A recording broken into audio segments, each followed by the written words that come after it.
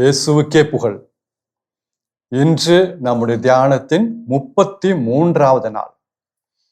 அன்பான சகோதர சகோதரர்களே, இன்று முதல் நாம் இந்த தியானத்தின் ஒரு புதிய பகுதியில் நுழைகிறோம். இது 6வது பகுதி. ஒரு புதிய பகுதியை இன்று முதல் நாம் தொடங்குகிறோம். இதுவரைக்கும் நாம் இந்த தியானத்தை பல பகுதிகளாக பிரித்து நாம் பார்த்தோம். முதலில் முன்னுரை ஒரு பகுதி, மன உறுதியோடு ஓட வேண்டும் என்பதை குறித்து 2வது பகுதியில் பார்த்தோம். 3வது பகுதி ட்ராக், பாதை, சிலுவை பாதையை பற்றி பார்த்தோம். 4வது பகுதி அந்த பாதையில் ஓடக்கூடிய அந்த வல்லமை, கிறிஸ்துவுக்குள் இந்த வாழ்வு நாம் எவ்வாறு பெற்றுக்கொள்ள முடியும் என்பதை அது குறித்து நாம் ஆழமாக 4வது பகுதியில் பார்த்தோம்.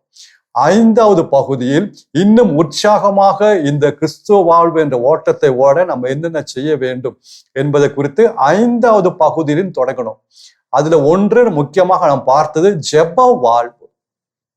ஜெப வாழ்வு அது ஒரு பகுதியாக நாம் பிரித்தோம், வேற ஒன்றும் கிடையாது, ஒரு பகுதியாக பிரித்தோம்.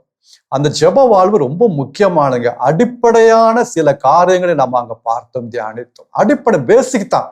இதை கடைப்பிடித்தாலே போதுங்க, எவ்வளவு நம்ம ஜெப வாழ்வில் வளர முடியும் தெரியுமா? எவ்வளவு வளர முடியும். அது சொல்லி முடிச்சது கூட கிறிஸ்து வழியாக, இயேசு வழியாக நாம் ஜெபிக்க வேண்டும் என்று நாம் சொல்லி முடித்தோம். அது ரொம்ப ரொம்ப முக்கியமானது.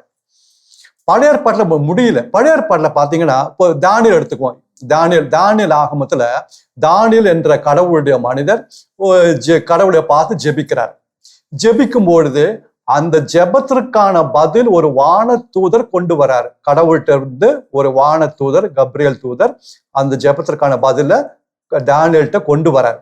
ஆனா வர வழியில ஒரு தடை, சாத்தான் அந்த தூதரை தடுத்து நிறுத்தினான். தூதருக்கு வர முடியல, வானதூதர் வர முடியல. பிறகு மிக்கேல் ஆதி தூதர் வந்துதான் அந்த பிரச்சனை முடிந்து அந்த வானதூதர் தானியேலுக்கு பதிலை கொண்டு வந்தார். ஒரு தடை, தீய ஆவிகள், அசுத்த ஆவிகள் அங்கே தடை செய்தன. ஆனா புதிய உடன்படிக்கை வாழ்க்கையில முடியவே முடியாது. சாத்தானா இருக்கட்டும், தீய ஆவிகளா இருக்கட்டும், தீய சக்திகளா இருக்கட்டும், எந்த சக்தியாலும் நம்முடைய ஜெபத்திற்கான பதிலை தடை செய்ய முடியாது. ஏன்? என்ன காரணம்? இது கிறிஸ்து வழியாகத்தான் வருகிறது. கிறிஸ்து வழியாக வரும்போது எந்த சக்தியாலும் தடுத்து நிறுத்த முடியாது. கிறிஸ்து வழியாக நம்முடைய ஜெபம் தந்தையிடம் சொல்லுகிறது. கிறிஸ்து வழியாக அந்த ஜெபத்தோட பதில் நமக்கு கிடைக்கிறது. எந்த ஆவியாலும் எந்த சக்தியாலும் அங்க தடுத்து நிறுத்த முடியாது. இதாங்க புதிய உடன்படிக்கை வாழ்க்கை. எவ்வளவு மேலான வாழ்க்கை தெரியுமா? அங்க அவங்க பயந்துட்டு இருக்கணும். ஏதாவது தடை வந்துடுமா? ஏதாவது நடக்குமா? கடவுள் பேசுவாரா? கடவுள் பேச மாட்டாரா? என் ஜெபத்தை அவர் கேட்பாரா? இங்க அதெல்லாம் கிடையாதுங்க. இங்க தைரியமா அன்பு மக்கள், பிள்ளைகள் தைரியமா அப்பாட்ட பேசல, யாராலும் தடுத்து நிறுத்த முடியாது. ஏன்னா கிறிஸ்து வழியாக எல்லாம் நடக்கிறது. ஆக அதுதான் சொல்லி அந்த ஜெபம் இந்த பகுதியை நம்ம முடித்தோம். இப்போ 6வது பகுதியில இன்னும் அடுத்த காரியங்கள், இந்த கிறிஸ்தவ வாழ்வு என்ற ஓட்டத்தை ஓட இன்னும் என்னென்ன செய்ய வேண்டும், அது 5வது பகுதியோட தொடர்ச்சி தாங்க 6வது பகுதி. அந்த 5வது பகுதி ஜெபத்தை ஒரு பகுதியாக பார்த்தோம், அவ்வளவுதான், வேற ஒன்றும் கிடையாது. இப்போ கிறிஸ்தவ வாழ்வு என்ற ஓட்டத்தை ஓட இன்னும் நாம் என்னென்ன செய்ய வேண்டும், என்னென்ன கடைபிடிக்க வேண்டும் என்பதை ஒவ்வொன்றா நம்ம பார்க்க போறோம். ஜெபத்தை மட்டும் கொஞ்சம் ஆழமா தியானிச்சதுனால ஒரு பகுதியை பிரிச்சோம், வேற ஒண்ணும் இல்லை. உங்களுக்கு புரிகிறதுன்னு நினைக்கிறேன். இது 5வது பகுதி, அது வேற டாபிக், அப்படி கிடையாது. இந்த 5வது பகுதி 6வது பகுதியும் ஒண்ணுதான். ஜெபங்கிற பகுதிக்கு நம்ம ஒரு தலைப்புக்கு கொஞ்சம் நாட்களை அதிகமாக ஒதுக்கணும், வேற ஒண்ணும் கிடையாது. இப்ப நம்ம இந்த 6வது பகுதியில அடுத்த காரியம் நம்ம என்ன கடைபிடிக்கணும், அடுத்து நம்ம என்ன செய்யணும், இந்த கிறிஸ்தவ வாழ்வின் ஓட்டத்தை இன்னும் உற்சாகமாக வல்லமையோடு ஓட இன்னும் நம்ம என்னென்ன செய்யணும், அது நம்ம என்னென்ன கடைபிடிக்கணும் என்பது குறித்து ஒவ்வொரு நாளும் ஒவ்வொரு தலைப்புல நம்ம தியானிக்க போகிறோம். சரி, ஜெபத்தை முடித்த பிறகு அடுத்தது அன்பான சகோதர சகோதரிகளே, நம்முடைய வாழ்க்கையில வல்லமை இறங்க வேண்டும் என்றால், இன்னும் கடவுளுடைய வல்லமை இன்னும் அதிகமாக இறங்க வேண்டும் என்றால், நாம் ஆண்டவரை எப்பொழுதும் அனுதினமும் ஆண்டவரை போற்றி புகழ்ந்து நன்றி செலுத்த வேண்டும். எவ்வளவுக்கு நாம் ஆண்டவரை போற்றி புகழ்ந்து பாடுகிறோமோ அல்லது நன்றி செலுத்துறோமோ, அவ்வளவு நம்முடைய வாழ்க்கை பார்த்தீங்கன்னா அவ்வளவு அருமையா இருக்கும் கிறிஸ்தவ வாழ்வு. அவ்வளவு வல்லமையோடு நம்மளால இந்த ஓட்டத்தை ஓடி முடிக்க முடியும். இது மிக மிக மிக முக்கியமானது. praise and thanksgiving, நன்றியும் அவரை போற்றி புகழ்வதும் மிக முக்கியமானது. ஒரு சில எடுத்துக்காட்டு சொல்லி நம்முடைய இந்த சிந்தனை நம்ம ஆரம்பிப்போம். எப்பவுமே பைபிள்ல இருந்து சில எடுத்துக்காட்டு வசனங்களை சொல்றேன். எதுக்குன்னா அதை கேட்க கேட்க ஒரு ஐடியா கிடைக்கும். ஓ இப்படிதான் அதா, ஓ இதோட அர்த்தம் அதுதானா. அதனாலதான் நிறைய வசனங்கள் சொல்றேன், எடுத்துக்காட்டு சொல்றேன். எல்லாம் பைபிள்னு அந்த சம்பவங்களை சொல்றேன், வேற ஒண்ணும் கிடையாது. அப்ப நமக்கு நல்லா அது புரியறதுக்காக சொல்றேன். நான் என்னுடைய தனிப்பட்ட ஒரு சம்பவமோ அல்லது ஒரு எடுத்துக்காட்டு சொன்னா அவ்வளவு எஃபெக்ட் இருக்காது. எல்லாம் பைபிள்ல இருந்து காட்டும் போதுதான் அதோட எஃபெக்ட தனியா ஒரு தனித்தன்மைங்க. அது எனக்கு கடவுள் அப்படிதான் சொல்லி தர்றார். சரி, ரொம்ப தேவைப்பட்ட வேற சம்பவம் சொல்லலாம், எடுத்துக்காட்டு சொல்லலாம், ஒன்றும் பிரச்சனை கிடையாது. கடவுள் எப்பவுமே தூய ஆவியானுடைய தூண்டுதலால் தான் நான் போயிட்டு இருக்கேன். இங்க எனக்கு இப்ப காட்டுவது தூண்டுதல் வருவது பைபிள்ல இருந்து, இறை வார்த்தையிலிருந்து எவ்வளவுக்கு அவ்வளவு எடுத்துக்காட்டு காட்டுறோமோ அவ்வளவுக்கு அவ்வளவு இந்த தியானம் வெற்றி உள்ளதா இருக்கும். அவ்வளவுக்கு அவ்வளவு நமக்கு ஒரு உபயோகமா இருக்கும். சரி, நம்முடைய அனுதின வாழ்வில் நம்ம எவ்வளவு கடவுளை போற்றி புகழ்ந்து நன்றி செலுத்துறோமோ அவ்வளவுக்கு அவ்வளவு அதிகமாக கடவுளுடைய வல்லமை நம்முடைய வாழ்க்கையில, தனிப்பட்ட வாழ்க்கையில, குடும்ப வாழ்க்கையில இறங்கி வருங்க. முதலாவதாக நாம் ஆண்டவரை போற்றி புகழும் போது எப்பொழுதுமே நாம் அவருடைய பிரசன்னத்தில் இருப்பதை நாம் உறுதிப்படுத்தி கொள்ள முடியும். எப்பொழுதும் ஆண்டவரை போற்றி புகழ்ந்து நன்றி செலுத்தும் பொழுது நாம் கடவுளுடைய, நம்ம அப்பாவுடைய பிரசன்னத்தில் இருக்கிறேன் என்ற உறுதி நமக்கு கிடைக்குங்க. அதுக்கு ஒரு எடுத்துக்காட்டு திருப்பாடல் 100, the book of Psalms, திருப்பாடல் 100 வசனம் 4. திருப்பாடல் 100, 100வது திருப்பாடல் வசனம் 4. அங்கே அந்த திருப்பாடல் ஆசிரியர் இவ்வாறு எழுதியிருக்கிறார்: நன்றியோடு அவர் தம் வாயில்களில் நுழையுங்கள்.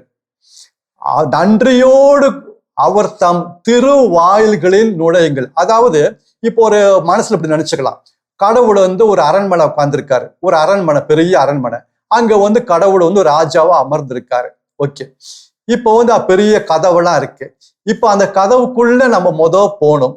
அப்போ அது ஒரு கற்பனை மாதிரி, கதவுக்குள்ள கதவுலாம் இருக்கு, ஒரு அரண்மனை பெரிய கதவு.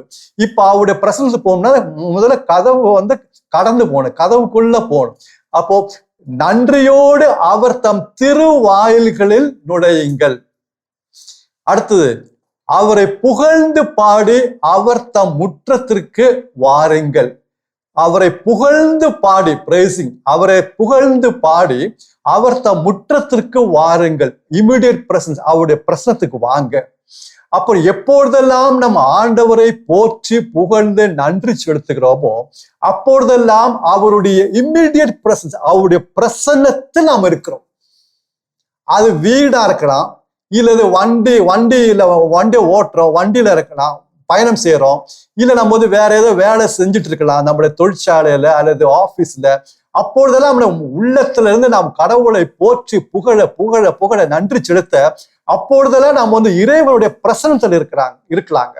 அங்க எந்த தீய சக்தியினாலும் அங்க வந்து வேலை செய்ய முடியாதுங்க. ஏன்னா நம்ம கடவுளுடைய பிரசன்னத்தில் இருக்கிறோம்.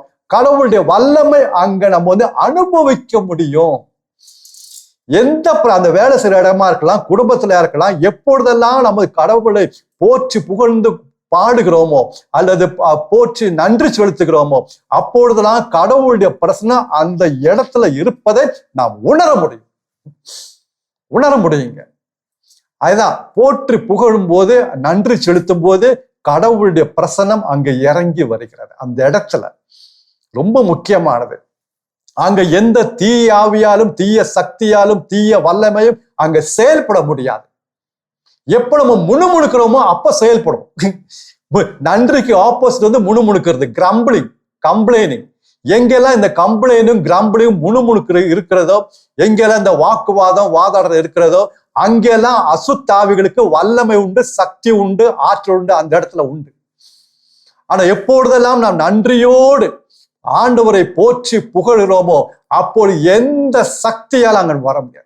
இன்னைக்கு நம்முடைய குடும்பத்துல தனிப்பட்ட வாழ்க்கையில ஏகப்பட்ட பிரச்சனை இருந்தா ஒரு காரணம், அப்படி இருந்தா ஒரு காரணம், அல்லது வேலை செய்ய இடத்துல பிரச்சனை இருந்தா ஒரு காரணம், பங்குல பிரச்சனை இருந்தா ஒரு காரணம் என்னன்னா, நம்ம நான் கடவுளை போற்றி புகழ்வது கிடையாது, நன்றி செலுத்துவது கிடையாது.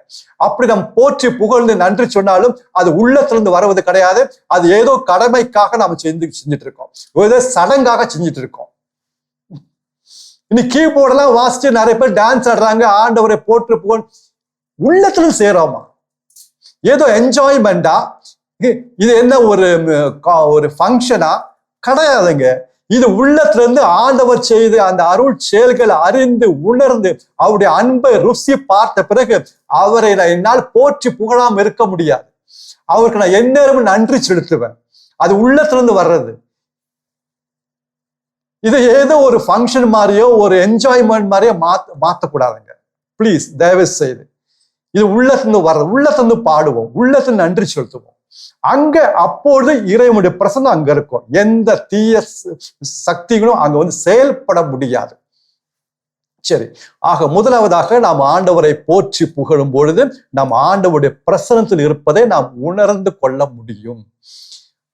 நன்றியோடு அவர் தம் திருவாயில்களில் நுழையுங்கள், அவரை புகழ்ந்து பாடி அவர் தம் முற்றத்திற்கு வாருங்கள். என்ன அருமையா இருக்கு பாத்தீங்களா? Praise and thanksgiving. திருப்பாடல் 104 பார்த்தோம். வல்லமை இறங்குங்க. அதாவது இரண்டாவது ஒரு எடுத்துக்காட்டு சொன்னா நல்லா இருக்கும். ஜெரிக்கோ கோட்டையை பற்றி நம்ம கேள்விப்பட்டிருக்கிறோம். ஜெரிக்கோ கோட்டை, அந்த கோட்டையை இஸ்ராயல் மக்களால், ஜோஷுவோட தலைமையில இஸ்ராயல் மக்கள் வந்த போது அந்த கோட்டையை இவங்களால் இடிக்க முடியல. அதை பார்த்த போதே பயந்துட்டாங்க. எவ்வளோ பெரிய கோட்டை! இவங்களால என்ன செய்ய முடியும்? அந்த எரிக்கோ கோட்டையை ஒண்ணுமே செய்ய முடியாது. அப்பொழுது கடவுள் அவர்களுக்கு ஒரு வெளிப்பாடு கொடுத்தார். ஒரு வழியில் ஒரு வெளிப்பாடு கொடுத்தார். கடவுள் என்ன சொன்னார்னா, நீங்க ஒண்ணு செய்ய வேண்டாம், நீங்க இந்த கோட்டையை, நமக்கு தெரியும், நம்ம இந்த கோட்டையை சுத்திட்டு ஆண்டவரை போற்றி புகழ்ந்து கோட்டையை சுத்திட்டு வாங்க. நீங்க சுத்தி வாங்க. ஆனா ஆண்டவரை போற்றி புகழுங்க, நன்றி சொல்லுங்க. நீங்க வேற ஒண்ணு செய்யாதீங்க. அவங்களுக்கு கிடைத்த அந்த கட்டளைப்படி அவர்கள் அந்த இஸ்ராயல் மக்களை படையினர் என்ன செஞ்சாங்க? அந்த கோட்டையை சுத்தி ஆண்டவரை போற்றி புகழ்ந்து கொண்டே வந்தார்கள். அவங்க செய்ய அந்த கோட்டை அப்படியே இடிக்கப்பட்டது. இவங்களுடைய விரல் கூட அங்க தொடலைங்க. இவங்களோட இந்த விரல் கூட அந்த கோட்டையை தொடல. ஆனா அங்க கடவுளுடைய வல்லமை இறங்கி அந்த கோட்டை இடிக்கப்பட்டது முழுமையாக. அதாங்க power of praise and thanksgiving. இந்த பவர் நம்முடைய வல்லமை கிடையாது, கடவுளுடைய வல்லமை. இன்றைக்கு சாத்தான் நம்முடைய வாழ்க்கையில், நம்முடைய மனதில் எவ்வளவோ கோட்டையை அமைத்துள்ளான். எவ்வளவோ கோட்டை.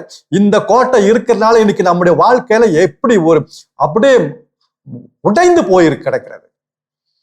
இந்த கோட்டையெல்லாம் இடிக்க வேண்டும். எப்படி இடிக்கணும்? ஒரு வழி, ஆண்டவரை போற்றி புகழ் நன்றி சொல்லணும். இன்னைக்கு பலவிதமான கோட்டைகள்.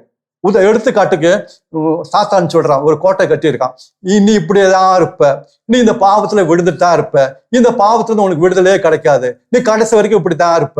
அது ஒரு கோட்டைங்க. நம்மள நம்புறோம், அது கோட்டை அமைஞ்சிருச்சு. நான் இப்படிதான் இருக்கப்ப, இனிமேல் முன்னேற்றமே கிடைக்காது, நான் எவ்வளவு ஜெபிச்சாலும் எவ்வளவு கோயில் போனாலும் நான் என்ன செஞ்சாலும் என் வாழ்க்கை இப்படிதான் இருக்கும், நான் இந்த பிரச்சனையால் அவதிப்படணும், நான் இந்த வியாதியால் கஷ்டப்படணும், இப்படி கடைசி ஒரு கோட்டை. அந்த கோட்டை இடிக்க வேண்டும். அல்லது மன்னிக்க முடியும். நீ ஏன் அவரை மன்னிக்கிற? நான் மன்னிக்கிறேன். நீ மன்னிக்காத. நீ மன்னிச்சதான் அவன் அப்படியேதான் இருப்பான், திருப்பி செய்வான். ஏன் அப்படி மன்னிக்காத? எப்படி மன்னிக்க முடியும்? அந்த கோட்டையை கட்டிட்டான். நான் மன்னிக்க மாட்டேன். ஒரு கோட்டை. குடும்ப வாழ்க்கையில, கணவன் மனைவி திருமண வாழ்க்கையில எவ்வளவு கோட்டையை அமைத்துள்ளான்.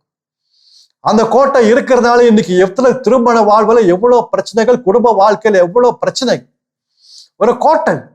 என் திருமண வாழ்வு இப்படிதான் இருக்கும், என் குடும்ப வாழ்வு இப்படிதான் இருக்கும், என்னுடைய பொருளாதாரம் இப்படிதான் இருக்கும், எனக்கு எப்பவுமே கடன் தொல்லைதான் இருக்கும், என்னை யாரும் நம்ப மாட்டாங்க, நான் முன்னேறவே மாட்டேன், எனக்கு நல்ல வேலை கிடைக்காது, இந்த வியாதி குணமாவாது, நீ கடைசி வரைக்கும் இப்படிதான் இருப்ப, எனக்கு எப்பவுமே தீய ஆவியோட தொல்லை இருந்துட்டு தான் இருக்கு. இப்படி எத்தனையோ பேர் இந்த கோட்டையில மாட்டிக்கிட்டாங்க. எனக்கு எப்பவுமே தீய ஆவியோட தீய சக்தியோட தொல்லை இருந்துட்டா இருக்கு, ஏதோ இந்த தீய ஆவிகள் என்ன விட இப்படி தொல்லை பண்ணுதோ, கடைசி வரைக்கும் இப்படிதான் இருக்க போறேனோ. ஒரு கோட்டை. சாத்தான் பலவிதமான கோட்டையை நம்முடைய மனதில் கட்டி உள்ளான். இந்த கோட்டையெல்லாம் இடித்தால் தாங்க இந்த கிறிஸ்தவ வாழ்வின் ஓட்டத்தை ஓடி முடிக்க முடியும். இல்லைன்னா உடைந்து போவோங்க, சோர்ந்து போவோம், தளர்ந்து போவோம். இன்னைக்கு எத்தனையோ பேர் தளர்ந்து போயிருக்காங்க. பலவிதமான மன கவலைகள், மன வேதனைகள், மன நோயாளிகளாக இன்னைக்கு இருக்காங்க. எத்தனை பேர் டிப்ரெஷனா போயிட்டாங்க, எத்தனை பேர் உற்சாகம் இல்லாம இருக்காங்க, எத்தனை பேர் தளர்ந்து போயிருக்காங்க, எத்தனை பேர் கவுன்சிலிங் போறாங்க. என்ன கோட்டை இருக்கிறதுனால ஒரு நம்பிக்கை வரமாட்டேங்குது. இந்த கோட்டை இடித்தால் தான் நம்பிக்கை வரும். இந்த கோட்டை இடிக்க வேண்டும். அதை இடிக்க நல்ல ஒரு வழிங்க, நல்ல வழி ஆண்டவரை போற்றி புகழ்வதை நன்றி செலுத்துவது. எவ்வளவுக்கு நம்ம ஆண்டவரை போற்றி நன்றி செலுத்துறோமோ, அவரை புகழ்ந்து பாடுகிறோமோ, அவருடைய வல்ல செயல்களை நினைத்து நாம் புகழ்ந்து பாடுகிறோமோ, நன்றி செலுத்துறோமோ, அவ்வளவுக்கு இந்த கோட்டை இடிந்து கொண்டே இருக்கும். தனிப்பட்ட வாழ்விலும் குடும்ப வாழ்க்கையிலும் செஞ்சு பாருங்க, அவ்வளவு அருமையா இருக்கும். ஜெரிக்கோ கோட்டையை, எவ்வளவு பெரிய கோட்டை, ஒரு விரல் கூட தொடல, அவங்களுடைய விரல் கூட அதுல படல. ஆனா அது இடிந்து விழுந்தது. இவங்க என்ன செஞ்சாங்க? ஆண்டவரை போற்றி புகழ்ந்து பாடினார்கள், நன்றி செலுத்தினார்கள், வேற ஒன்றும் செய்யல. அங்க அந்த கோட்டை இடிக்கப்பட்டது. தாத்தான் போயிடும், அவ்வளவுதான். அப்புறம் பாருங்க நம்முடைய கிறிஸ்தவ வாழ்வு. இந்த கோட்டை இருக்கிறதுனாலதான் ஏகப்பட்ட பிரச்சனை. இதனாலதாங்க நான் எவ்வளவு ஜெபிச்சாலும் என்னால கோபத்தை விட முடியாது. நான் முயற்சி பண்ணி பார்த்துட்டேன். ஏன் முடியாது? இந்த கோட்டை இடிக்கணும், அந்த எண்ணத்தை இடிக்கணும், அந்த ஒரு சிந்தனையை இடிக்கணும். அப்பதான் கோபத்துல விடுதலை வரும். அங்க ஒரு கோட்டை சாத்தான் கட்டி இருக்கான். இந்த கோபம் என்னால விட முடியாது. நான் எவ்வளவோ செய்தி கேட்கிறேன், நான் எவ்வளவோ ஜெபிக்கிறேன், நான் எவ்வளவோ திருப்பலிக்கு போறேன், நான் எவ்வளவோ காணிக்க கொடுக்குறேன், இன்னும் என் வாழ்க்கை இப்படிதான் இருக்கு. இது கோட்டை அமைஞ்சிருச்சு. இதனால எவ்வளவு ஜெபிச்சாலும், எவ்வளவு திருப்பலி போனாலும், எவ்வளவு பிரார்த்தனை செஞ்சாலும் ஒன்னும் விடுதலை கிடைக்க மாட்டேங்குது. ஏன்னா இந்த கோட்டை அமைஞ்சிருக்கு. அப்ப இந்த கோட்டையை இடிக்கணும், அப்புறமேட்டு ஜெபிங்க, அப்புறமேட்டு திருப்பலியில பங்கெடுங்க, அப்புறமேட்டு பாருங்க நம்முடைய வாழ்க்கையில. அப்ப எப்படி இடிக்கிறது? போற்றி புகழ்ந்து நன்றி செலுத்தும். அந்த கடவுளுடைய வார்த்தையை வாசிக்க அவரை பற்றி நம்ம முழுமையாக அறிந்து கொள்ள அவரை போற்றி புகழ முடியும். அப்பா, கடவுள் இப்படியெல்லாம் இருக்காரா? கடவுளுடைய வாழ்க்கையில் இதெல்லாம் செஞ்சிருக்காரா? இயேசு எனக்காக செஞ்சிருக்காரா? Thank you Jesus, praise you Jesus. உண்மை நான் போற்றி புகழுகிறேன், நன்றி செலுத்துகிறேன் ஆண்டவரே. அவருக்கே எல்லா மகிமையும். போட்டுருங்க, இந்த வானத்தையும் பூமியும் படைத்த கடவுளே நன்றி நன்றி நன்றி. எனக்காக உம்முடைய மகனை அனுப்பிய கடவுளே நன்றி நன்றி நன்றி. We praise you Lord. எனக்காக உயிரை கொடுத்த இயேசுவே, எனக்காக ரத்தம் சிந்த இயேசுவே, நன்றி இயேசுவே, நன்றி இயேசுவே. எனக்கு வாழ்வை கொடுத்தவர் நீர் தான், இந்த குடும்ப வாழ்க்கையை அமைத்து கொடுத்தவர் நீர் தான், எனக்கு ஒரு நல்ல கணவரை கொடுத்தவர் நீர் தான், எனக்கு ஒரு நல்ல மனைவியை கொடுத்தவர் நீர் தான், எனக்கு நல்ல பிள்ளைகளை கொடுத்தவர் நீர் தான், எனக்கு நல்ல பெற்றோரை கொடுத்தவர் நீங்க தான். நன்றி, இந்த தேங்க்யூ லார்ட், தேங்க்யூ லார்ட். சொல்லுங்க, சின்ன சின்ன விஷயத்துக்கு நன்றி சொல்லுவோம், சின்ன சின்ன காரியங்களை போற்றி புகழுவோம். எவ்வளவுக்கு நம்ம போற்றி புகழுறோமோ, எவ்வளவுக்கு நன்றி செலுத்துறோமோ, அந்த கோட்டையெல்லாம் இடிக்கப்படும். அன்பார்களே, அடுத்தது அது இதே மாதிரி ஒரு எடுத்துக்காட்டு பவுலடிகளோட வாழ்க்கையில பாக்குறோம். பவுலடிகளாரும் சீலாசும் ஒரு சிறைச்சாலையில் மாட்டிக்கிட்டாங்க. சிறைச்சாலை ஜெயில இருந்தாங்க. அவங்க காலில எல்லாம் கையில எல்லாம் சங்கிலியா இருக்கு. இவங்க நள்ளிரவுல செஞ்சாங்க, கடவுளை போற்றி புகழ் நன்றி செலுத்தினாங்க. இவங்க எவ்வளவு கூட கடவுளை போற்றி நன்றி செலுத்தினாங்களோ அவ்வளவு கூட அந்த சிறைச்சாலையோட, அந்த ஜெயிலோட அடித்தளமே அசைந்து விட்டது. அங்கு பெரிய நிலநடுக்கம் ஏற்பட்டது. அந்த சங்கிலி உடைந்து விட்டது. அவர்கள் விடுதலை ஆனார்கள். திருத்துதர் பணி, ஆக்ட்ஸ் ஆஃப் தி அப்போஸ்டல்ஸ், திருத்துதர் பணி 16வது அதிகாரம் 25, 26 வசனங்கள். திருத்துதர் பணி 16வது அதிகாரம் 25, 25வது வசனமும் 26வது வசனமும். அந்த சங்கிலி உடைக்கப்பட்டு கதவு திறக்கப்பட்டு அவங்க வெளியே வந்தாங்க. வெளியே வர்றதுக்காக போற்றி புகழ நோ. இப்படியே நாங்க பாடி புகழ்ந்தா, போற்றி புகழ்ந்தா, நன்றி செலுத்தினா எங்களுக்கு விடுதலை கிடைக்கும், அது விடுதலைக்காக அவங்க செய்யல. அது அவங்களுடைய பழக்கம், அவங்களுடைய லைஃப் ஸ்டைல். ஒவ்வொரு நாளும் அவங்க கடவுளை போற்றி புகழ்ந்தாங்க. சிறைச்சாலை இருந்தாங்களோ அல்லது இல்லையோ, இருக்காங்களோ இல்லையோ, எப்பவுமே அது அவங்களுடைய பழக்கங்க. அவங்க கடவுளை எப்பவுமே துன்பத்திலும் இன்பத்திலும் கடவுளை போற்றி புகழ்ந்தாங்க. அன்றைக்கு அந்த இரவு நேரத்துல அவங்க செஞ்சப்போ கடவுளுடைய வல்லமை அங்க இறங்கியது. சங்கிலி உடைக்கப்பட்டது. ஒரு விடுதலை அவங்க அனுபவிச்சாங்க. நம்முடைய தனிப்பட்ட வாழ்க்கையிலும் குடும்ப வாழ்க்கையிலும் இவ்வாறு நாம் போற்றி புகழும் போது நம்மை கட்டப்பட்டுள்ள கட்டுகள் அனைத்தும் உடைக்கப்படும். நிஜமா ஏதாவது எங்க யாராவது நம்மை கட்டி போட்டிருந்தாங்களா, கட்டி போட்டிருந்தாங்க, அதாவது ஆவிக்குரிய அர்த்தத்தை சொல்றேன், நமக்கு அசைக்க முடியாம, எங்கேயுமே விடுதலை இல்லாம, எங்கேயுமே ஒரு நல்ல வேலை கிடைக்காம, சரியா படிக்க முடியாம, சரியா திருமண வாழ்க்கை அமையாம ஒரு கட்டு நம்முடைய வாழ்க்கையில இருந்துச்சுன்னா அந்த போற்றி புகழ்ந்து பாருங்களேன், டெஸ்ட் பண்ணி பாருங்களேன். உள்ளத்துல இருந்து நீங்க போற்றி புகழ்ந்து பாருங்களேன், நன்றி செலுத்தி பாருங்களேன், அங்க பாருங்க, அங்க விடுதலை கிடைக்கும். அந்த பிரச்சனை அப்படியே போய்விடும். அங்க கடவுளுடைய வல்லமை இறங்கி வரும். ஆமா, யோனா என்ற இறைவாக்கினை பத்தி கேள்விப்பட்டிருக்கோம்ல. யோனா என்ற இறைவாக்கினர், அவரு கடவுளுடைய கட்டளை கீழ்ப்படையாததால் அவரு ஒரு மீனுக்குள்ள போய் மாட்டிக்கிட்டார். யோனா ஆகமம், த புக் ஆஃப் ஜோனா, யோனா ஆகமம் 2வது அதிகாரம் 9வது வசனமும் 10வது வசனமும். யோனா ஆகமம் 2வது அதிகாரம் 9வது வசனமும் 10வது வசனமும். யோனா ஒரு மீனுக்குள்ள மாட்டிக்கிறார். இப்ப எப்படி வெளியே வர்றது? மீனுக்குள்ள இவரால ஒண்ணும் செய்ய முடியல. ஜெபிச்சு கூட பார்த்துட்டாரு. முதல் வசனத்துல படிச்சு பார்த்தா நிறைய ஜெபம் பண்ணார், அப்பவும் வர முடியல. கடைசியில அந்த மீனுக்குள்ள இருந்து, வயிற்றுக்குள்ள இருந்து யோனா கடவுளை பார்த்து, நான் அவரை புகழ்ந்து பாடி நன்றி பலி செலுத்துவேன் சொன்னார். 9வது வசனத்துல, நான் அவரை புகழ்ந்து பாடி நன்றி பலி செலுத்துவேன். எப்பொழுது அவரை புகழ்ந்து பாடி நன்றி பலி செலுத்துவேன் சொன்னாரோ உடனே கடவுள் மீனு கட்டளை இட்டார். கட்டளை விட்டோன்னே அந்த மீன் யோனா இறைவாக்கினரை கரையில கக்கியது. உடனே யோனா மீன் வயிற்றுக்குள்ள வெளியே வந்தார். ஒரு விடுதலை கிடைச்சு, அந்த இருட்டுல இருந்து ஒரு விடுதலை. எப்பொழுது அந்த மீன் வயிற்றுக்குள்ள இருந்து யோனா கடவுளை பார்த்து, நான் உம்மை போற்றி புகழ்ந்து நன்றி பலி செலுத்துவேன் சொன்னாரோ, நீ கொடுக்கல சொன்னாரோ, உடனே விடுதலை. நம்ம எங்கேயாவது இருட்டுக்குள்ள இருக்கோம்னா, நம்முடைய வாழ்க்கை ஒரு இருட்டு அறைக்குள்ள இருக்குதா பாருங்க. எங்கேயோ ஒரு வெளிச்சம் இல்லாம, பிரகாசம் இல்லாம நம்ம இருக்கிறோமா, அந்த நேரத்துல மனமாற உள்ளத்திலிருந்து, விடுதலை கிடைக்கிறதுக்காக ஒரு கடமைக்காக அல்ல, உள்ளத்திலிருந்து மனமாற ஆண்டவரை போற்றி புகழ்ந்து பாருங்களேன். அந்த இருட்டு அப்படியே நீங்கி உள்ள வெளிச்சம் வருங்க, ஒரு பிரகாசம் வருங்க, ஒரு மகிழ்ச்சி வருங்க, ஒரு அமைதி வருங்க. நம்முடைய வாழ்க்கையில, தனிப்பட்ட வாழ்க்கையும் சரி, குடும்ப வாழ்க்கையில எவ்வளவுக்கு எவ்வளவு போட்டு நன்றி செலுத்துறப்போ அவ்வளவுக்கு அவ்வளவு விடுதலை, அவ்வளவுக்கு அந்த கெட்டெல்லாம் உடையும், அவ்வளவுக்கு நமக்கு ஆண்டவருடைய பிரசனத்தில் இருக்கலாம். இதை விட நமக்கு என்னங்க வேணும்? நமக்கு துணை செய்பவர், உதவி செய்பவர் தூய ஆவியானவர். இந்த காரியத்துல அவர் தாங்க இது குறித்த வெளிப்பாடு அதிகமா கொடுக்கணும். நான் இல்லைங்க, நான் கடவுளுடைய வார்த்தையை நான் நான் ஒரு கடவுளால் பயன்படுத்தப்படுகின்ற ஒரு கருவி, அவ்வளவுதான். இந்த வார்த்தையை நம்ம கேட்டு தியானிச்சு தூய ஆவியானவரை ஜெபிப்போம். தூய ஆவியானவரை எங்களுக்கு இன்னும் இதை குறித்த வெளிப்பாடு அதிகமா தாங்க. நான் ஒரு அவுட்லைன் தான் கொடுத்திருக்கேன். தூய ஆவியானவரே இன்னும் வெளிப்பாடு அதிகமா தாங்க. நாங்கள் மனமாற உள்ளத்திலிருந்து எங்க கடவுளை இயேசுவை போற்றி புகழக்கூடிய அந்த வரத்தை, அந்த ஒரு உற்சாகத்தை எங்களுக்கு தாங்க தூய ஆவியானவர் சொல்லும்போது, தூய ஆவியானவர் நமக்கு உள்ள இருந்து உதவி செய்வார். அவர் உள்ள இருந்து நமக்குள்ள இருந்து அவர் கடவுளை அவர் போற்றி புகழுவாருங்க. அந்த ஒரு அனுபவத்தை, அந்த பேரின்பத்தை அவர் நமக்கு தருவாருங்க. அதற்காக நாம் ஜெபிப்போம். நிச்சயமா தூய ஆவியானவர் இந்த காலத்தில், இப்பொழுது, இன்றைக்கு நமக்கு உதவி செய்ய தயாரா இருக்கிறார். ஏன்னா இதுவே தகுந்த காலம்.